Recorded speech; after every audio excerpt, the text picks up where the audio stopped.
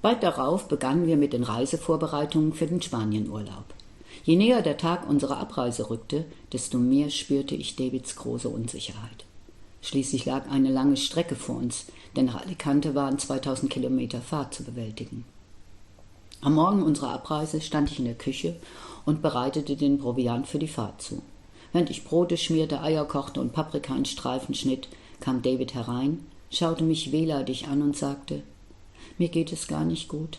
Ich kann leider nicht mitfahren.« »Was hast du denn?« fragte ich ihn und fasste an seine Stirn, um zu prüfen, ob er erhöhte Temperatur hatte. »Wo tut es dir denn weh?« »Mir ist so komisch schwindlig«, erwiderte er schließlich. Ich nahm ihn in meine Arme und erzählte ihm zum wiederholten Male, wie schön es in Spanien sei. Ich beschrieb ihm den großen Pool und das leckere spanische Essen, eben alles, was mir so gerade einfiel. Eine Weile hörte er mir aufmerksam zu, befreite sich aber kurz darauf abrupt aus meinen Armen und lief aus der Küche, um sich in der Toilette einzuschließen. Ich lief ihm nach und klopfte an die Badezimmertür. »Mach auf, David«, bettelte ich. Als er auf mein Rufen nicht reagierte, holte ich Frank und Konstantin, die gerade die Koffer im Auto verstauten. Aber erst auf Konstantins Bitte öffnete der Junge schließlich zaghaft die Tür. Wir nahmen ihn in unsere Mitte, so dass er wie in einem kleinen Haus in der Geborgenheit unserer Körper stand. Inzwischen war dieses Halten schon zu einem Ritual in unserer Familie geworden.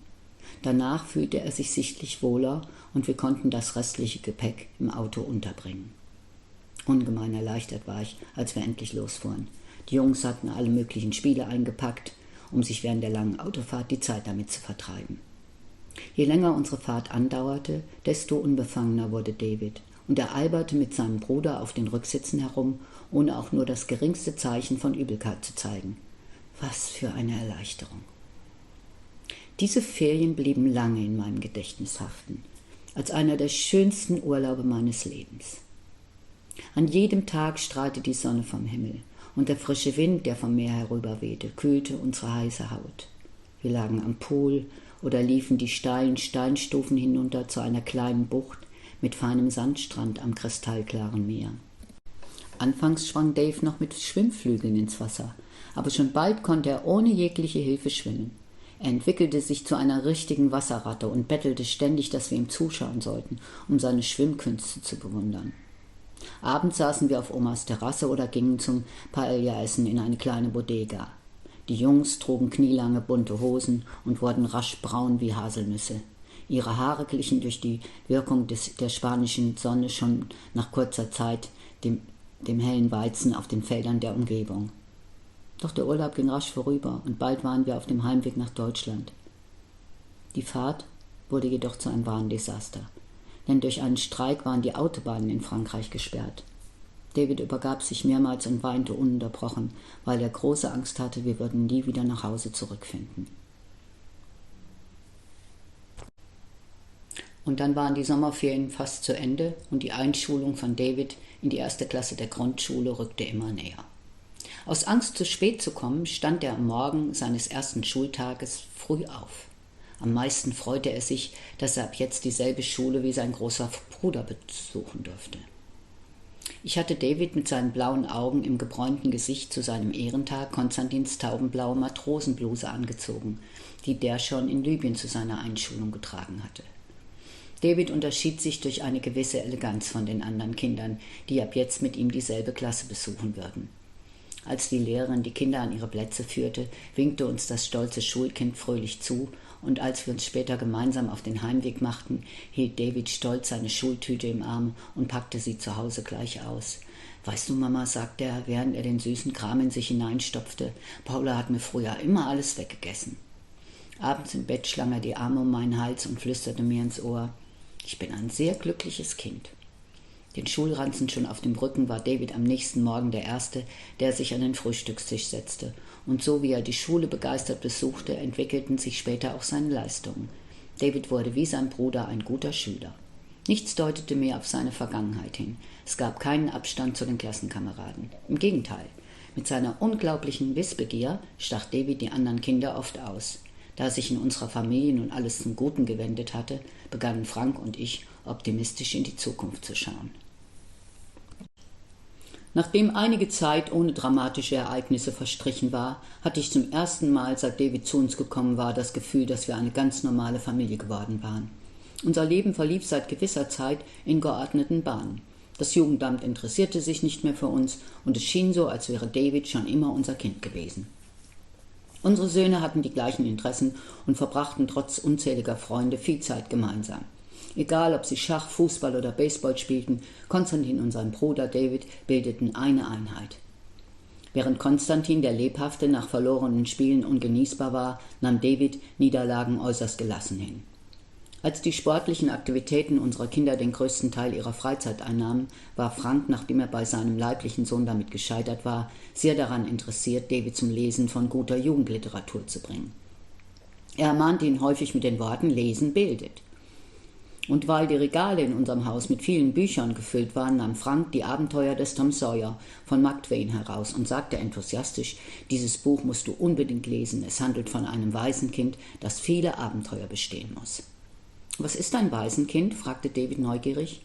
Das ist ein Kind, dessen Eltern nicht mehr leben, erklärte Frank. Worauf der Junge stolz erklärte, ich bin ein Waisenkind. Nein, im Gegenteil, bestätigte Frank, du bist etwas ganz Besonderes.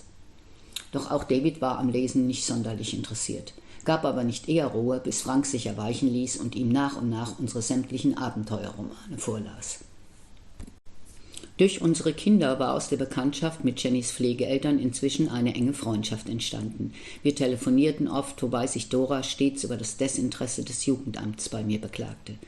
Während ich froh war, dass Frau Lugmann nicht ständig Hausbesuche bei uns unternahm, wünschte sich Dora die Unterstützung des Amtes sehnlichst. Weil die Kinder in unserem großen Garten viel Platz zum Spielen hatten, kamen sie mit ihren Töchtern regelmäßig zu Besuch. Allerdings änderte David zu unserem Leidwesen trotz der häufigen Treffen seine abweisende Haltung gegenüber seiner leiblichen Schwester nicht.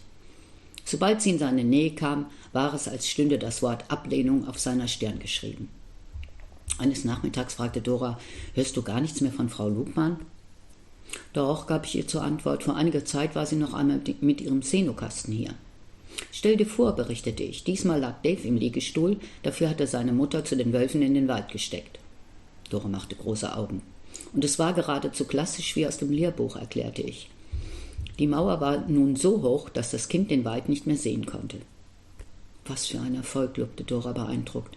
Denn Jenny hatte, obwohl sie schon mit 2 Jahren weggegeben wurde, erheblich mehr Defizite als ihr Bruder und lag in ihrer Entwicklung dementsprechend weit zurück. Die Zeit verging, ohne dass es Probleme gab.